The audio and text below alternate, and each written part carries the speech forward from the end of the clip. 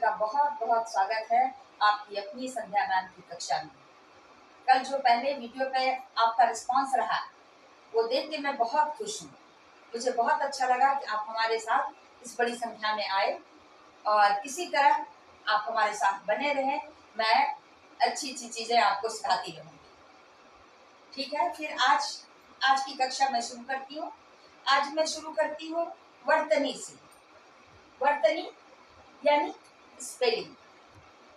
इसमें छोटी छोटी गलतियां होती रहती हैं, तो वर्तनी को हम बड़ी आसानी से समझने के लिए कि हमारी स्पेलिंग मिस्टेक ना हो, हिंदी में हमारी वर्तनी अशुद्ध ना हो, हम कुछ चीजें को सीखेंगे। जैसे सबसे पहले हम ये देखेंगे कि स्वर और व्यंजन क्या है। स्वर सभी बच्चे पहचानते हैं, व्यंजन भी पहचानते हैं। दोनों में क्या फर्क है? एक तो स्वर का स्वतंत्र प्रयोग भी होता है, जैसे अ, आ, ई, उ, ए, ऐ, ये सब जो है ये इनका स्वतंत्र प्रयोग भी होता है किसी शब्द में, और इनकी मात्राएं भी होती हैं। जैसे आ के लिए आकार की मात्रा, ई छोटी ई के लिए ह्रस्व ईकार की मात्रा, बड़ी के लिए दीर्घईकार की मात्रा।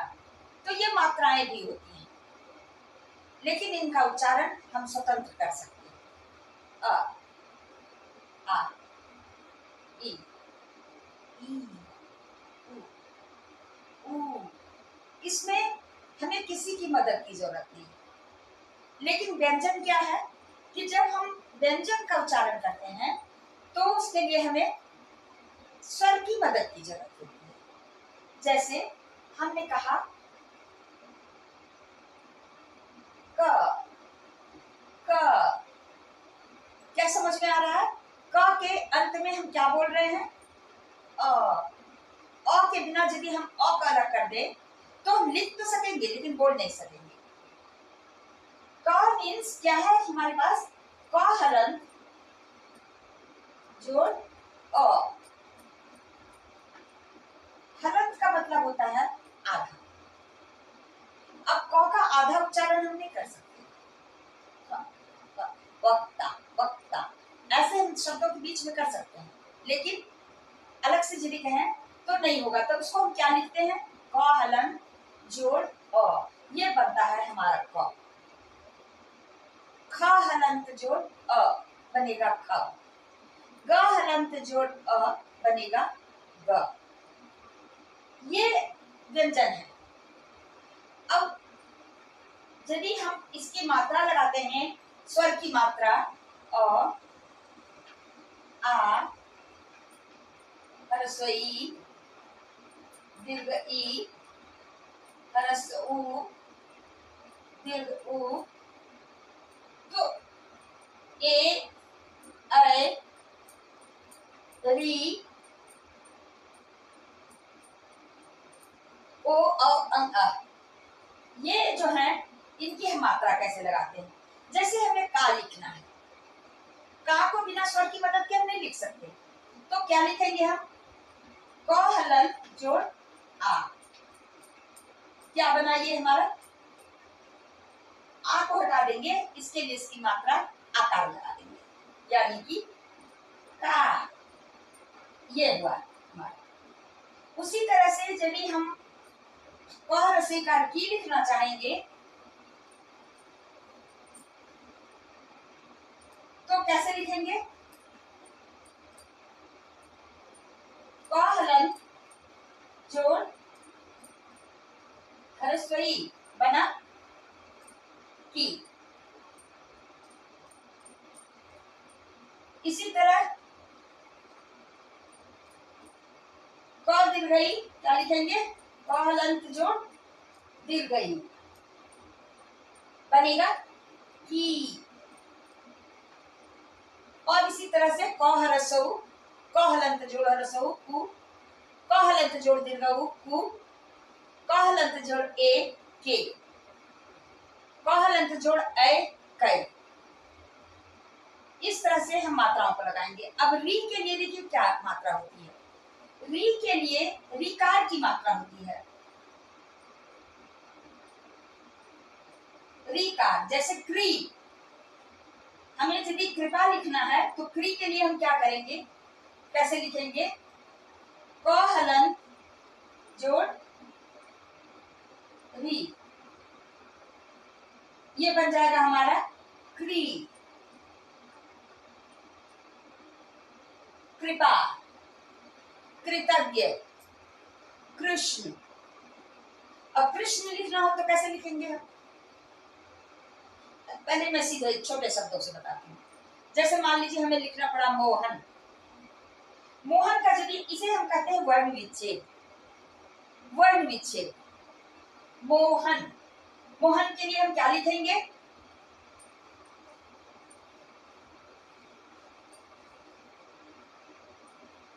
अब बताइए, मोहन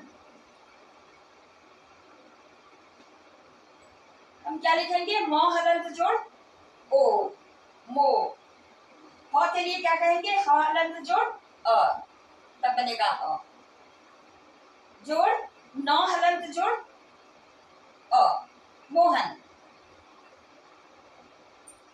मो हलंत जोड़ ओ, जोड़ ह हलंत जोड़ अ, जोड़ नौ हलन जोड़ अ, इसे कहेंगे हम दंत नौ। ठीक है, ये दांत से बोला जाता है इसलिए दंत नौ कहलाता है, और ये मूर्धा से बोला जाता है, ये ण ण ण, देखिए मूर्धा, आप जीभ देखिए, दांत के ऊपर का जो पोर्शन है वो मूर्धा कहलाता है और उससे उच्चारण होता है ण ण, तो इसको कहते हैं हम मूर्धन्य न। अब वर्ण विच्छेद आप समझ रहे हैं। यदि मान लीजिए हमने कहा कि कृष्ण, तो कृष्ण के लिए हम क्या करेंगे,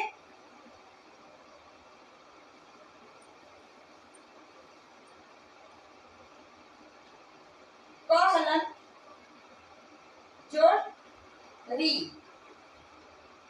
क्या बना, क्री, जोड़ मूर्धन्य श हलन, अच्छा पूरा श नहीं है हमारे पास, कृष्ण में संयुक्ताक्षर है इसलिए हम मूर्धन्य श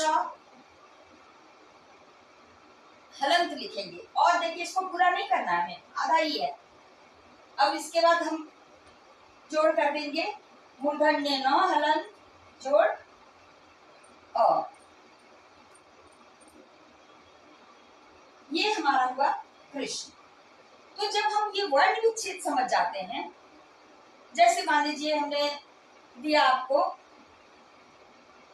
सूर्य, सूर्य, अब देखिए इसको आप कैसे लिखेंगे, सूर्य के लिए आप उच्चारण पहले देखिए, हमारा दीर्घ उ का उच्चारण हो रहा है, सूर्य, सूर्य, है ना, सूर्य, सूर्य नहीं बोलेंगे हम, जब भी बोलेंगे सूर्य, तो स्व में दीर्घकार है और र का उच्चारण हल्का है, सूर्य, सूर्य, तो हल्का उच्चारण यदि है तो उसके लिए रेफ का प्रयोग होता है। इसके बाद हम य लिख करके और ऊपर रेफ दे देंगे, सूर्य। अब आप देखिए कि इसको हम कैसे वर्ण विच्छेद करेंगे, दंत स हलन जोड़ दीर्घ उ, ठीक है, सू। अब र का उच्चारण इसके बाद हो रहा है, हालांकि यहाँ लिखा हुआ है य, लेकिन उच्चारण र का पहले हो रहा है, तो हम र हलंत देंगे, सिर्फ र को पूरा नहीं करना है, आधा ही लिखना है। उसके बाद य हलन जोड़ अ, य को पूरा लिखना है, सूर्य। ये देखिए हिंदी में र का प्रयोग कई तरह से होता है, कई तरह से मीन्स यहाँ जो है ये रेफ नहीं हुआ। अभी हमने आपको बताया कि कृपा यदि हम लिखेंगे क में री, कई बार बच्चों से पूछते हैं तो कहते हैं कि क के नीचे रेफ, क के नीचे रेफ नहीं है, ये रेफ तो ये है जो दंत स्वर दीर्घकार य रेफ, इसको बोलेंगे ऐसे, लिखेंगे दंत द्विगुणकार, दंत स हलन जोड़ उ जोड़ र हलन जोड़ य हलन जोड़ अ, ये बना सूर्य आपका। अब कृपा में हमने री की मात्रा दी, सूर्य में ऊपर रेफ की मात्रा दी, संपूर्ण रो जो है वो ये अपने आप में पूरा है। और कहीं संयुक्ताक्षर में जैसे रो हलंत लिखते हैं। अब जैसे क्रम, अब क्रम हम लिखेंगे तो कौर संयुक्त क्रम, रो का प्रयोग ऐसे होता है। लेकिन टॉ के साथ यदि हम ट्रक लिखेंगे तो कैसे लिखेंगे, इसमें रो का प्रयोग ऐसे आया, आप देख रहे हैं, रो का प्रयोग एक बार ऐसे, एक बार ऐसे, एक बार ऐसे, एक बार ऐसे, ये है हमारे जो व्यंजन है उनके अनुसार चलता है। जैसे पौ में लगाना होगा तो हम लगाएंगे ऐसे रो, ग्रो में लगाना होगा तो हम इसमें लगाएंगे, ठीक है। क्रॉ में लगाना हुआ तो रो को हमने ऐसे लगाया। अब आप देखिए कि देख के आपको क्या लग रहा है कि क पूरा है, क पूरा है, र अधूरा है, ठीक है। लेकिन वास्तव में क्या है ये, वास्तव में ट अधूरा है, र पूरा है, क पूरा है। क्योंकि इसको जब आप वर्ण विच्छेद करेंगे ना बड़ी आसानी से समझ जाएंगे। आप इसका वर्ण विच्छेद कीजिए, ट्रक, ट्रक, ट्रक तो हम बोल रहे हैं, ट्रक का ट बहुत आसान सा बोल रहे हैं, हल्का सा बोल रहे हैं। इसके लिए हम क्या करते हैं, ट हलन जोड़ रो हलन जोड़ अ जोड़ क हलन जोड़ अ, ये आप देख रहे हैं। इसको देखते ही आप समझ जाएंगे कि ट अधूरा है, रो अ के साथ मिल करके रो पूरा बना। ट्रक, ये जो हिंदी में 4 तरह से इनका प्रयोग होता है, रो का प्रयोग, इसको हमें समझ लेना है। एक तो होता है ये जैसे वर्तनी में है रेफ, एक होता है रीकार, और जो रो का प्रयोग जब हम करते हैं संयुक्ताक्षर में तो एक बार ऐसे रो आता है, ठीक है, एक बार क्रो के लिए ऐसे आता है, क्रो के लिए ऐसे आता है, लेकिन रो के लिए ऐसे आता है। तो ये 4 तरह से इनका प्रयोग होता है। सभी संयुक्ताक्षर ही है, हल्के में है, लेकिन अब यहाँ पर देखिए ये फुल है, हमने देखा आपको, ये रो पूरा है, लेकिन इनका प्रयोग इस ढंग से। हिंदी को क्यों कहा गया, वैज्ञानिक भाषा कही गई है। ये जो ऐसा लैंग्वेज है कि हम जो बोलते हैं वही लिखते हैं, जो लिखते हैं वही बोलते हैं। सच पूछिए, हम आप जब आपको कोई शब्द लिखवाते हैं तो हम आपको वो पूरा स्पेलिंग बोल देते हैं, आपको क्या लिखना है। जैसे मैंने आपको कहा कि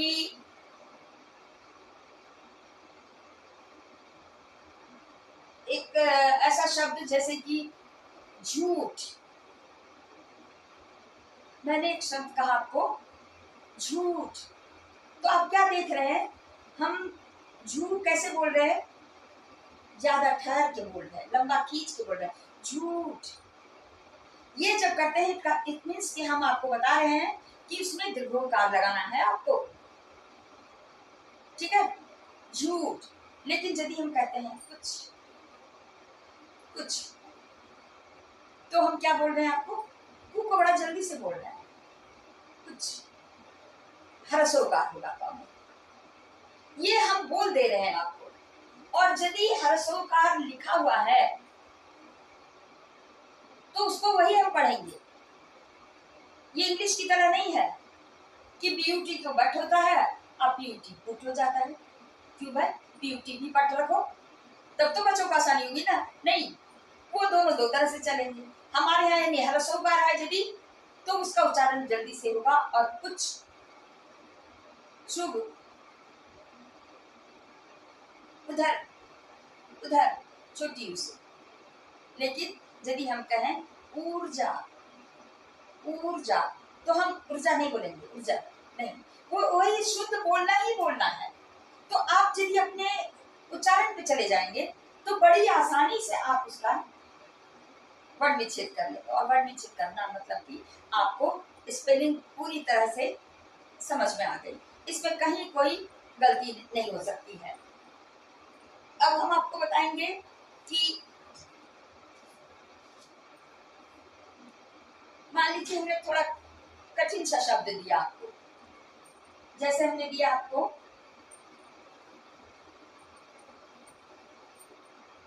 कर्तव्य। अब देखिए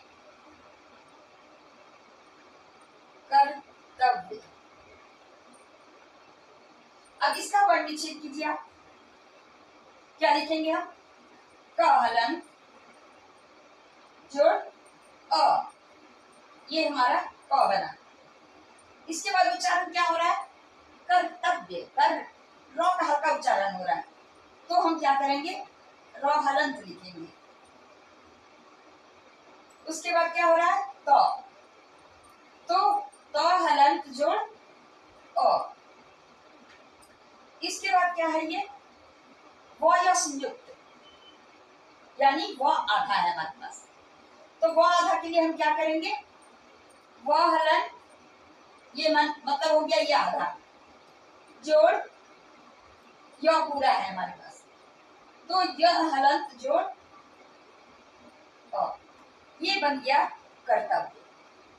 आपसे गलती हो ही नहीं सकती, आप उच्चारण के हिसाब से यदि इसको समझ लेंगे, आपसे गलती हो ही नहीं सकती, आप गलत स्पेलिंग लिख ही नहीं सकते। ये आपको हो गया र का प्रयोग, व्यंजनों का वर्ण विच्छेद, और इसके बाद हमें शुद्ध शुद्ध कैसे लिखना है समझना है। र का कई तरह से प्रयोग हमने दिखाया आपको। ये आपकी यदि बात समझ में आ गई तो समझ लीजिए कि जैसे बच्चे जो गलतियां करते हैं लिखने में, ये रीकार में अक्सर गलती करते हैं। रीकार री की मात्रा से लगती है। अब अंग, अंग क्या है? जैसे मान लीजिए हमको लिखना है, अभी देखिए पंचमाक्षर कहलाते हैं पांचवा अक्षर। पांचवा अक्षर यानी क ख ग घ अंग, अंग पांचवा अक्षर, ठीक है। च छ ज झ य पांचवा अक्षर है। अब देखिए पंचवा अक्षर क्या क्या है? एक है अंग, अंग ऐसे लिखते हैं बच्चे, क्या करते हैं? यहाँ नीचे डॉट लगाते हैं, नहीं, च छ ज झ य, ट ठ ड ढ ण, पांचवा अक्षर हो गया ण, त थ द ध न, दंत न, प फ ब भ म। ये पांच जो है पंचमाक्षर कहलाते हैं। और अभी तो वर्तनी को इतना आसान भी कर दिया गया कि ये यदि संयुक्ताक्षर में ये पांचों हो तो उसके जगह हम अनुस्वार का प्रयोग कर सकते हैं। क्लियर? ये पांचों यदि संयुक्ताक्षर में आते हैं तो हमें इन्हें न लिख करके सिंपल सा उनके लिए, जैसे जंगल, जंगल। अब पता है कि जंगल में जो हलंत जोड़ क्या है? अंग है, उसके लिए ये आया जंगल। पंचम, अब देखिए पंचम, पंचम में और जो है उस पर जो अनुस्वार लगा है वो किसके लिए लगा है? य के लिए लगा है। अब देखिए ये मूर्धन्य न से अक्षुण्ण, अक्षुण्ण, ये देखिए मूर्धन्य न, दंत न का भी प्रयोग होता है, लेकिन बहुत जगह हम जैसे कि दंत लिखते हैं, ठीक है। दंत को अभी क्या किया गया है? ये ऐसे कोई जरूरी नहीं, आप इसको अनुसार लेके लिख सकते हैं। ठीक है।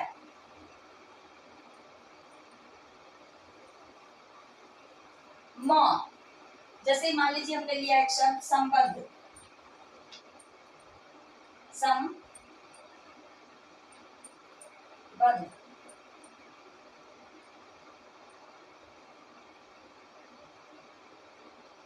संबंध।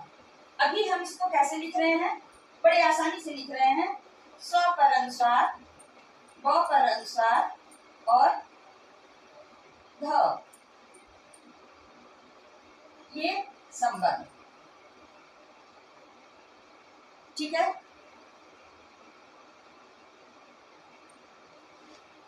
तो ये पंचमाक्षर की जगह हम प्रयोग कर सकते हैं अनुस्वार का, जहां भी संयुक्ताक्षरों पर पंचमाक्षर में से किसी का, तो इसका हम प्रयोग कर सकते हैं। अब मूर्धन्य न वाला मैं लिख रही थी कि झंडा, झंडा, झंडा का ये स्पेलिंग होता है मूर्धन्य न, संयुक्ताक्षर में है।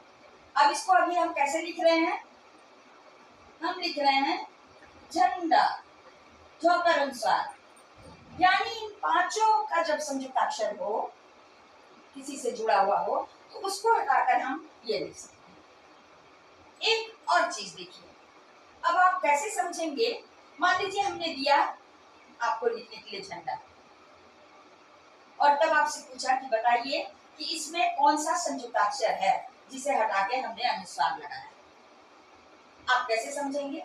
आपको तो सब एक जैसा लग रहा है, जंगल भी है, दंत भी है, झंडा भी है, संध्या भी है। अब आप मेरे नाम पढ़िए।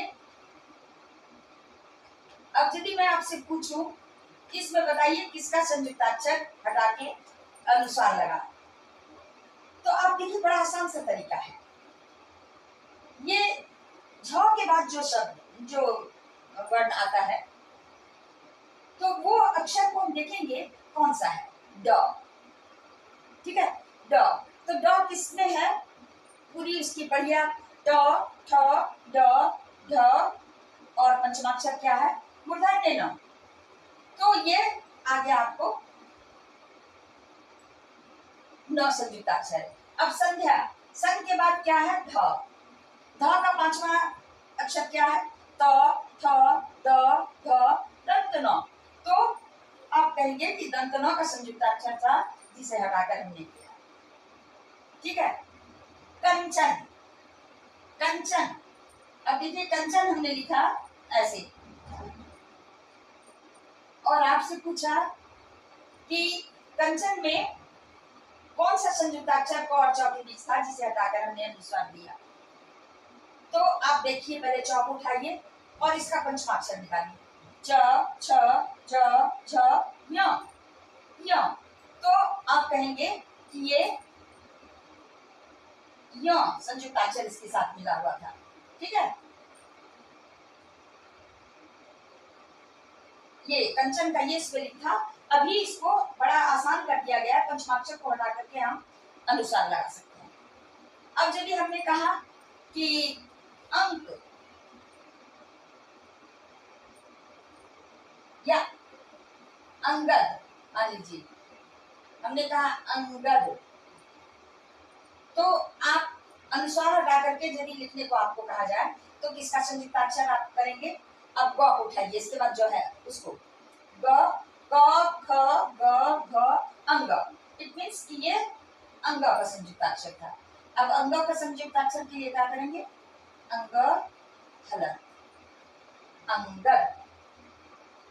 ये जो है हमारा, ये बेसिक चीजें हैं, इनको जब आप समझ लेंगे तो आपकी स्पेलिंग बहुत आसान हो जाएगी, वर्तनी आपकी इतनी आसान हो जाएगी कि मुश्किल से मुश्किल शब्द को भी यदि आप वर्ण विच्छेद कर लेंगे तो आप आराम से, दुर्योधन, दुर्योधन। अब देखिए आप इसको कैसे लिखेंगे, ग का उच्चारण हम कैसे कर रहे हैं, दुर, दुर, र का भी हल्का कर रहे हैं, दु का भी हल्का कर रहे हैं, तो दो हर्ष का, और र का हल्का करने के लिए हम क्या बताए, ऊपर रेफ जाता है, यह ओकार और रेफ दुर्योधन।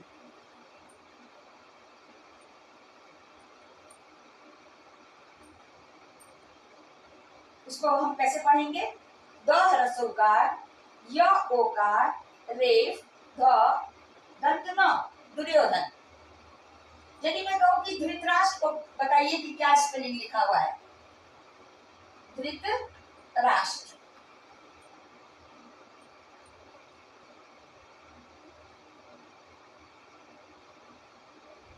अब इसको कैसे बोलेंगे बताइए आप? हम बोलेंगे ध रीकार त र आकार। और इसको क्या बोलेंगे बताइए? इसे कहेंगे मूर्धन्य श ट र संयुक्त, तीनों मिला हुआ है। ध ईकार त र आकार मूर्धन्य श ट र संयुक्त। ये धृतराष्ट्र का स्पेलिंग जब बोलना हो हमें, वर्तनी जब पूछा जाए तो इसे हम ऐसे बोलेंगे। समझ में आई बात? आज अब जैसे मान लीजिए हमने कहा आपको कि आप लिखिए जूता, जूता, तो हम क्या बोल रहे हैं? ज में दीर्घकार बोल रहे हैं हम, बिल्कुल आसान। दूध, दूध, क्या बोल रहे हैं? द में दीर्घकार ध, दूध। पूजा, पूजा, प पर जोर दे रहे हैं तो हम क्या लिखेंगे? दीर्घकार पूजा। लेकिन यदि हम कह रहे हैं कुशल, कुशल, आप देखिए को कैसे बोल रहे हैं? कुशल। शौलो तो ठीक क्लियर आ रहा है, को जल्दी बोल रहे हैं। कुशल। यहाँ क्या हो जाएगा हमारे पास? ये क ह्रस्वकार तालव्य श ल कुशल, श कुशल। देखिए तीन तरह के सौ हमारे पास है। एक सौ दंत सौ कहलाता है, जो